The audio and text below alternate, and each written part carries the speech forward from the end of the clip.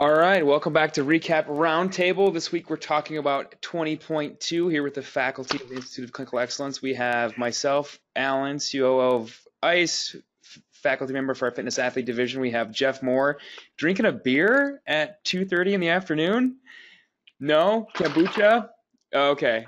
All right. Close call. Jeff Moore, CEO of ICE. Zach Morgan, who teaches our cervical and lumbar spine management courses, Christina Previtt, who teaches modern managing the older adult and our pregnant and postpartum athlete course, Dustin Jones, who teaches how to use an outdoor toilet in Kentucky and also modern management of the older adult, Zach Long, the barbell physio, who teaches in our fitness athlete division, and Mitch Babcock, who also teaches in our fitness athlete division. So 20.2 this week, a 20-minute AMRAP, a longer workout, 4 dumbbell thrusters at 50-35, 6 toes to bar, and then 24 double unders. Most folks getting above 10-ish rounds, the elites getting above 20 rounds. Only, I think, one person here is in that category. So let's hear your thoughts. Let's throw it down to Mitch first. Mitch, what are your thoughts? What do you know? What do you say? I know very little. I say a lot, though. That was a fun one, honestly. Looking at that on paper, I get mad anytime I see anything over 12 minutes in duration. I don't necessarily have good feelings when I see that get announced. So as soon as they said 20-minute AMRAP, my first thought was a couple of choice words, and man, it's going to suck. But then you start looking at it, 4 thrusters. It's like, thank God that's not 8. I think that's a very different workout if the thruster volume is anything higher than what it was, because then you're really going to start to feel a lot of leg fatigue, where that was really just there for shoulder stability, a little bit of leg volume, but it really wasn't all that much in terms of smoking the legs out. So happy to see that it was only 4 thrusters and not more. 6 toe to bar, kind of in the same realm of like you can do 3 and 3 and really not get bogged down too much with that. Even if you were going to go singles, you could knock out 6 relatively quickly.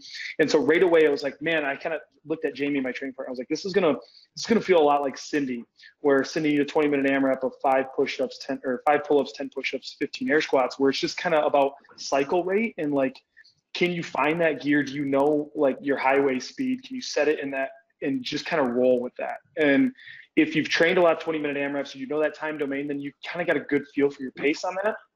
If you don't, you saw a lot of people implode.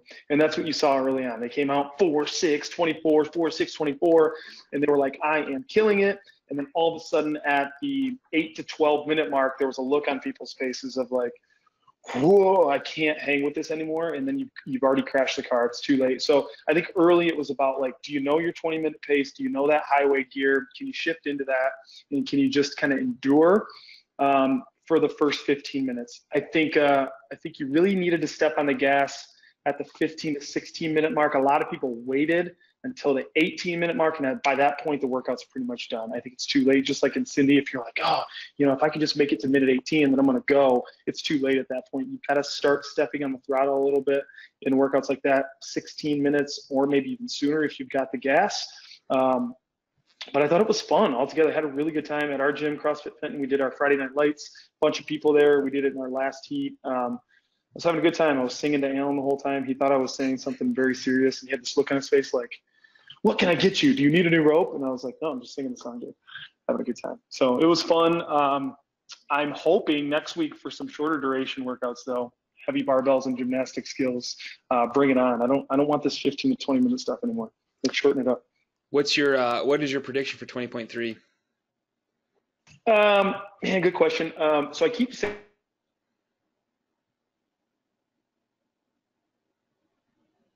deadlift. I do think we're going to see the thruster again in week 5.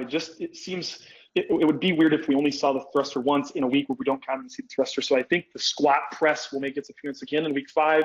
So with that being said, I don't think we'll see a squat dominant movement like a front squat or anything. Overhead squat, I can't foresee that. But man, my bias, I really want to see a heavy snatch because years prior, the 19, we saw kind of heavy clean barbell. So I'd like to see it circle back around to the snatch. I would love to see anything ring muscle up, bar muscle up, or handstand push-ups. If we can get one of those, and if we could avoid a heavy deadlift, that would be swell. Right on. Dustin, let's throw it to you. What were your thoughts on 20.2? Well, I'm the opposite of Mitch. I kind of like the 15, 20-minute grinders because that's more what I'm used to. I'm not great at them, but I don't hate them as much as some. So let's see. The movements, I feel pretty comfortable with them, so that was a first. Especially compared to when was I open last year? It was like February, right? That was my first one. So I mean, yeah, every Thursday night it was frantically watching Zach Long or Pamela.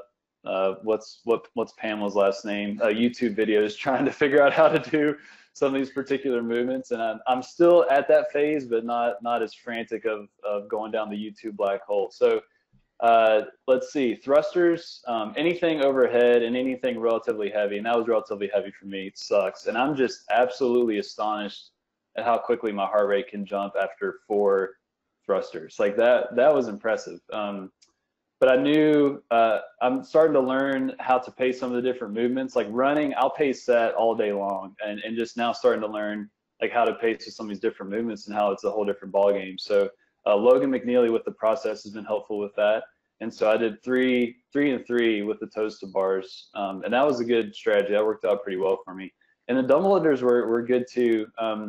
That was interesting because I've always used a heavier rope that's like standard at our box, and then I ordered a rope on Amazon that got in like Thursday at like 4:30, and I was like, oh, I'm gonna try these because I would get kind of the forearm, wrist fatigue after doing high volume with double unders, and that was interesting to not have that feedback of the heavier rope, to really rely just on kind of that motor memory or that skill, because the lighter ropes don't give you that. So I ended up using that lighter rope, and I really enjoyed that. It was tough going at first, but I only tripped up a couple times. But yeah, I'm just kind of out of shape. So the movements in and of themselves were great, but just kind of the fitness isn't there. And I got into the 15th round. So I did 14 rounds and then 4 thrusters and 2 toes to bar. Awesome. So I'm happy. I mean, it's fun. We had a good time. Mom fit. The music was loud. We all high-fived afterwards. So yeah, it was good. That's how it's supposed to go. It's just exercise. Exactly. And on that note, I want to give a shout to Sarah Heron. If y'all haven't read her blog post that she wrote, I think she released it this week, along the lines of, exercise, racing, and fun, and just kind of the pressures that we put on ourselves in these types of things, and just how people perceive the open. She wrote a really good piece and shared a lot of her struggles and just her situation, and I highly recommend that. That's on the Aero PT website. You go under their blog. That was a really good article. That's related to what you just said. Yeah, she wrote a post about why she's not doing the Open this year. I think she posted it this morning, yeah. So that's a good read. What do you want to see? What are you thinking for 20.3? What would you like to see in your heart of hearts, Dustin? Dude, I don't care, man. Okay, right on.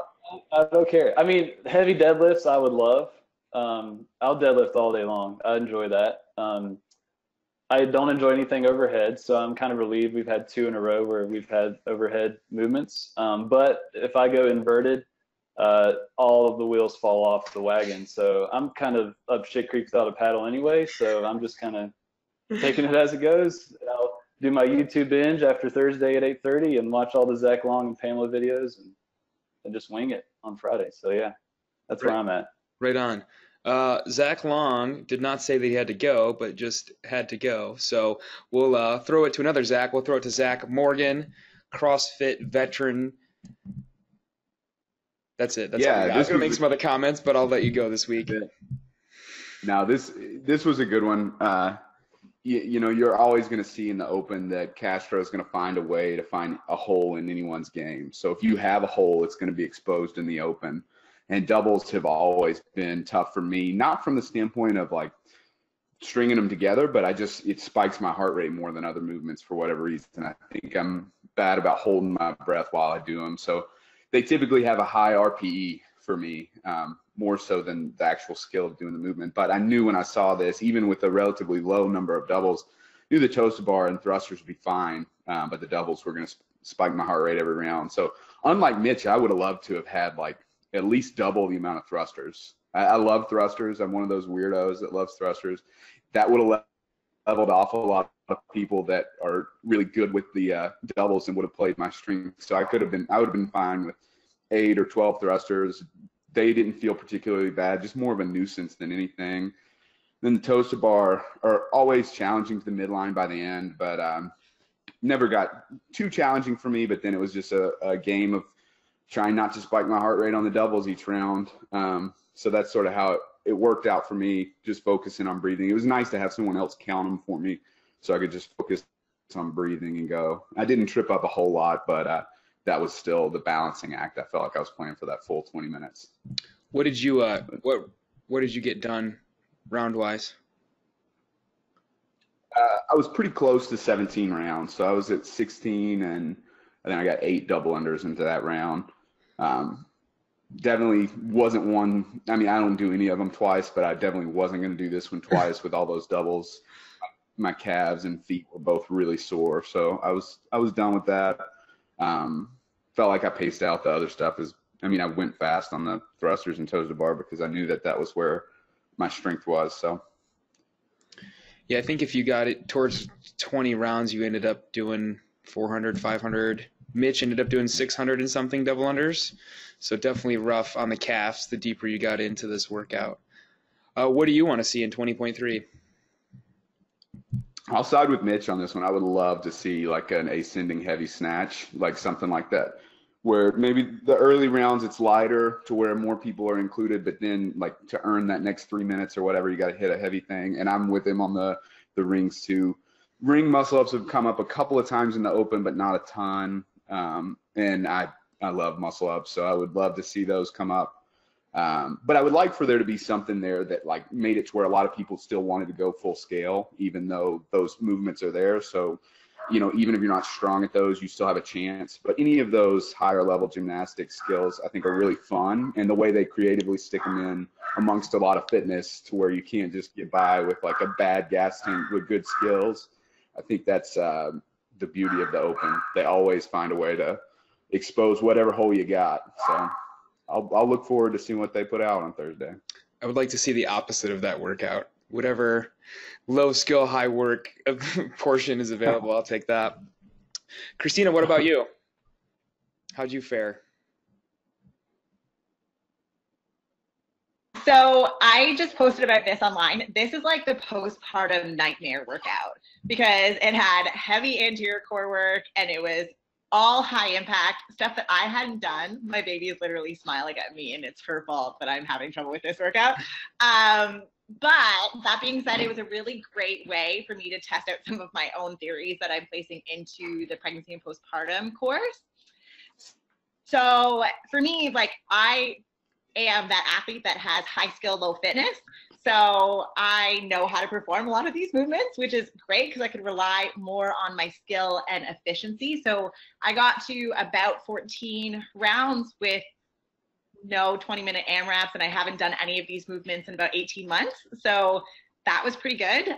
My goal for this was to not have any pelvic floor symptoms. So before getting started, I kind of played around with the double under, one, to see if I would leak at all because I hadn't tested it, and two, to look at different strategies around performing the double unders. And the only time I started becoming symptomatic is if I tried to speed up the double under. So for anybody who's done this skill, if you are in a more rested pace, you can breathe more through it. But as you try and increase your speed, you have to increase midline tension. So your entire body becomes more rigid as you start to flick the rope faster. And I noticed that as soon as I tried to do that, it wasn't something my body was ready for. So I kind of paced this the entire way. So I went 3 and 3 on the toes to bar right off the hop. And I went 16 and 8 on the double under to try and then I made sure that I was breathing appropriately through it. And so that strategy worked out really great. I had to focus on relaxing the entire time because if I started, getting too rigid, which can happen especially when you're hitting that fatigue point, I would just start becoming symptomatic. So just easy strategies for me. So I felt like this one was more in control from a cardiovascular fitness perspective because I was taking this more as like a rehab workout, to be honest. So I was pretty happy with my Pretty score. high intense rehab workout if you got 14 rounds in. Yeah. Not your average So rehab. that's how we do it, right? Load it. Load it. I like it. For those who don't know, really quick, every week for the Open, Christina puts out a pregnancy and postpartum modification little infographic for that week's workout. And then Dustin and Christina put out one as well for our older adult clients, folks with maybe dealing with some osteoarthritis as well. So make sure, if you're not already, that you're following ICE social media on Friday mornings to get that information. Real quick, what do you want to see in 20.3? So I'm the opposite of Dustin. I want to go inverted. So again, where I can rely on skill and nothing on fitness. If we start putting in handstand walking, handstand push-ups, all those things, I can usually bust that out pure bios. My coach would probably kill me if there was a heavy snatch workout, judging by the fact that I'm in the middle of a big hypertrophy block and I'm trying to get down to the Arnold for the AO3 workout, or AO3. I'm trying to qualify there, but I can do it in Ohio. So so far I haven't gotten in too much trouble for like completely derailing my training. And so if there's a heavy barbell, he may kill me. So it'll probably happen anyway, but yeah, that's kind of my thought. I was kind of jealous when we were in Minneapolis and you just started banging out strict handstands and handstand walking, just casually on your rest breaks from weightlifting. That made me very upset. Made me self-conscious. All right, Jeff. Jeff has an interesting story about 20.2, so let's just get it over with. Yeah, man. Let's do that. So when 20.2 came out, I was thrilled. Those were things that was right in my wheelhouse. The thrusters weren't real heavy. There were only 4 of them. I like toes to bar, and I'm actually pretty decent at double unders. So I thought I'll be able to do all of this, and it's long. So my cardio base might help me out a little bit here. So I was stoked when I saw it. And then I had the weekend in front of it, and the weekend wound up being the problem. So for those of you who don't know, we had the Rising Tide event this weekend in New Hampshire. And so the Rising Tide event was in New Hampshire. It was very interesting. We did a lot of mountain hiking. So we had 60-pound packs, and we hiked 6 hours a day. We were there Friday, Saturday, and Sunday. And we slept at elevations. So we were sleeping at 5,000 feet. It was 5 degrees, 80-mile-an-hour winds and snow. So I probably slept maybe 6 hours all weekend with a bunch of guys in a bunk. It was just a really nasty environment. And I was so stoked to get back for 20.2 that I flew out and took a really late flight Sunday night to be able to get home and do it at CrossFit Endure. So anyhow, I get home Monday. I'm exhausted. I've been hiking 6 to 7 hours a day with heavy packs. Legs felt horrible, but I was still pumped. And I went in there.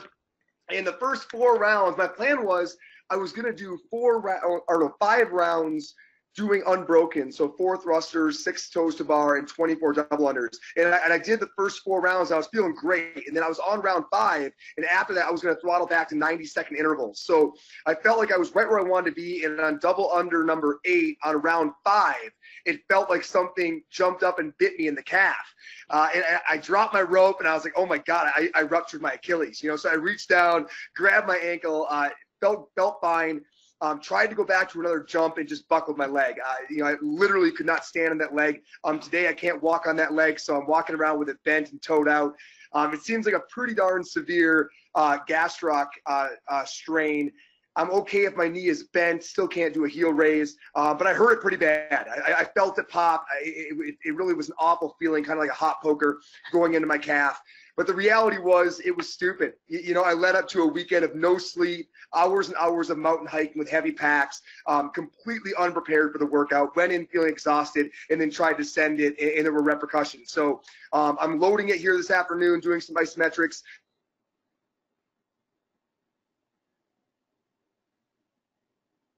Got leg stuff, I could jump back in. Problem is, I threw my rope. I was so pissed off. I threw my rope. I never wrote down my score, so I was on round 5, but I never submitted it because I was having a temper tantrum. So if I do get back in, my score is not available. All that work for nothing. All that suffering for nothing. Mm-hmm. Well, based on the fact that you can't really move much, you're going to be looking forward to a workout where you stand in place a lot. What are you looking? Maybe rowing? Yeah, rowing, heavy deadlift, kipping, handstand push-ups. I can't do handstand push-ups, but if we can kip, I can do it. So any of those things might work. I'm just praying for something where I'm not having to jump around on my leg, because it isn't going to happen. You heard it, Dave Castro. No box jumps this week, please. That's right. We want Jeff to be able to participate. Yep. Well, it'll How be about cool. you, Alan? What's that? How about you, man? Well, I think first of all, it'd be cool to see. So which one you guys won? What? Like, Alan, how far did you get? Me? How far? I did it twice. So I did it Friday night. I only got 5 rounds in. As everybody has alluded to, this is a workout where if you have a weakness, you will get exposed. And for me, that was double unders. So the thruster, annoying, but not undoable for me for 4.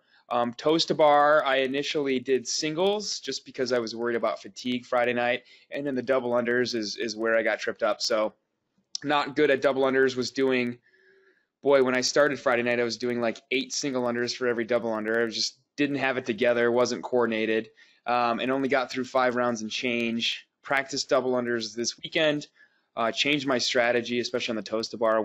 Decided to go unbroken on the toes to bar, knowing I wouldn't get too deep into the workout, that they would fatigue me, and then able to string together every other rep for a double under and get through 7 rounds and some change, which is still not great, but better.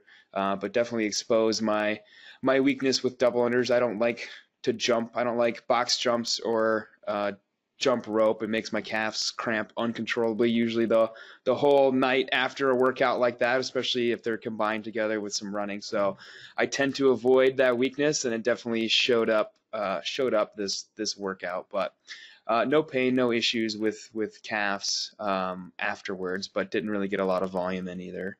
I think it'll be interesting to watch Jeff's rehab case study progress over the next couple weeks with what he's doing to load it and how it's progressing. 20.3, I guess I don't really care what we see. I would like to not see ring muscle ups or handstand walking, but that's bound to show up. I would love to see some sort of deadlift, rowing, box jump. Maybe we haven't seen wall balls yet, any of those sort of movements. Some sort of maybe chipper or medium duration, 6 to 10 minutes. I wouldn't mind seeing a 2-part workout like we've seen in the past, where after a short duration Metcon, we have a small window to build to a 1-rep max clean or snatch or deadlift. I wouldn't mind any of that. Getting better at my Olympic weightlifting, working with Mitch a lot one-on-one the past couple weeks. So maybe 2 or 3 months ago, I would have not liked to see a lift a heavy thing, but now I wouldn't mind seeing that aspect of a workout. Awesome. Any final thoughts before we wrap for this week?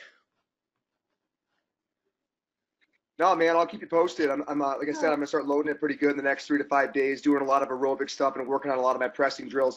It's a great chance to work on my metabolic conditioning and overhead work. So I'll seize the opportunity, stop pouting. I'm going to the gym this afternoon at 3:30. I was really mad yesterday, which is great, to be so excited about something that you're frustrated you can't do. It's a really cool feeling as an adult, because I think with sports, you miss some of that. Like when you were in high school, you rolled your ankle, you were infuriated that you couldn't play. And I finally feel some of that again. That says a lot for someone who's almost 40 to be that jacked about going and doing a sport. So anyhow, pouting's over, and I've got a good plan for this afternoon. I'm going to go get some work done. All right, Dave Castro, we need rowing and wall balls this week, so Jeff can post a good score and participate. No, everybody else says no. Jeff's tall, though. He likes that workout anyways, if he was injured or not. Yeah. Justin, too. All right, well, that's a wrap. Join us next week. We'll talk about 20.3 as we make our way through the CrossFit Open with Recap Roundtable. Thanks, everybody, for joining us this afternoon. See you next week.